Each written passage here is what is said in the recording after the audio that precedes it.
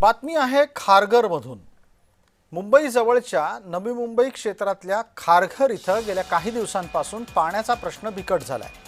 या मुद्द्यावर मनसेनं आक्रमक भूमिका घेतली आहे। मनसेच्याकडून सिडको कार्यालयावर पाण्याच्या संकटाकडे लक्ष वेधण्यासाठी मोर्चा काढण्यात आला।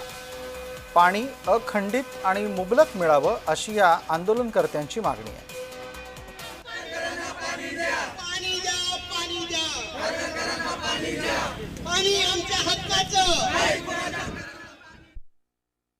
खारघरमध्ये प्रत्येक सोसायटीमध्ये पाणी नाहीये। बहुतेक सोसायटीमध्ये असं आहे की पाणी येते तर गढूळ येते आणि 3-3, 4-4 दिवस सोडून पाणी येतंय।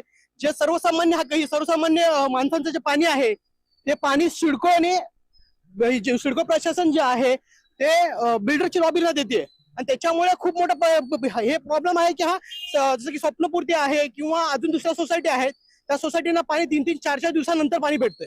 त्याच्यासाठी आज आम्ही नग्न आंदोलन पुकारलेलं आहे।